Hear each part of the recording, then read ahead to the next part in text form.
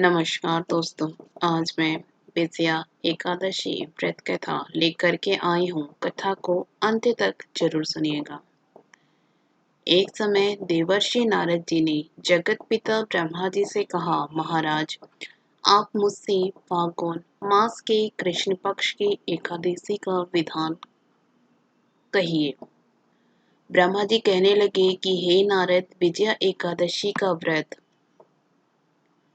पुराने तथा नए पापों को नाश करने वाला है। इस विजया एकादशी की विधि मैंने आज तक किसी से भी नहीं कही। यह समस्त मनुष्यों को विजय प्रदान करती है। त्रेता युग में मर्यादा पुरुषोत्तम श्री रामचंद्र जी, जो विष्णु के अंश अवतार थे, जब उन्होंने 14 वर्ष का वनवास हो गया, तब वे श्री लक्ष्मण तथा सीता जी सहित पंचवटी में निवास करने लगे। वहां पर दुष्ट रावण ने जब सीता जी का हरण किया, तब इस समाचार से श्री रामचंद्र जी तथा लक्ष्मण अत्यंत व्याकुल हुए और सीता जी की खोज में चल दिए। घूमते घूमते जब वे मरना सन जटायु के पास पहुंचे, तो जटायु उन्हें सीता जी का वृतांत सुनाकर स्वर्गलोक चला गया। कुछ आगे जानकर उनकी सुग्रीव से मित्रता हुई और बाली का वध किया। हनुमान जी ने लंका में जाकर सीता जी का पता लगाया और उनसे श्री रामचंद्र जी और सुग्रीव की मित्रता का वर्णन किया। वहां से लौटकर हनुमान जी ने भगवान राम के पास आकर सब समाचार कहे।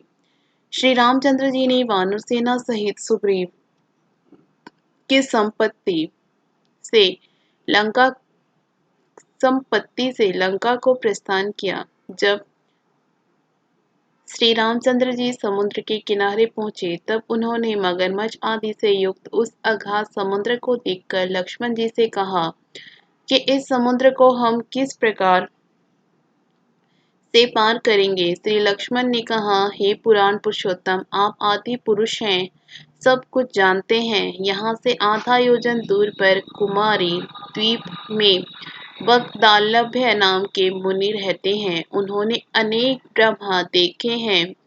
आप उनके पास जाकर इसका उपाय पूछिए। लक्ष्मण जी के इस प्रकार के वचन सुनकर श्री रामचंद्र जी वक्दालभ्य ऋषि के पास गए और उनको प्रणाम करके बैठ गए।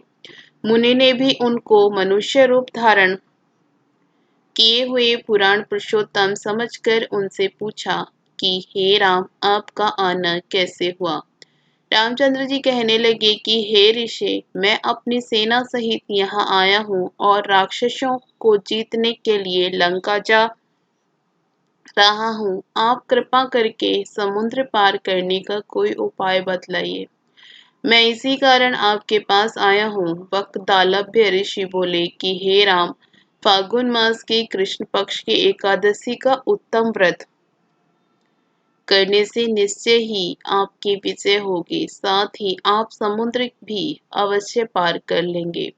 इस व्रत की विधि यह है कि 10वीं के दिन स्वर्ण, चांदी, तांबा या मिट्टी का एक घड़ा बनाएं।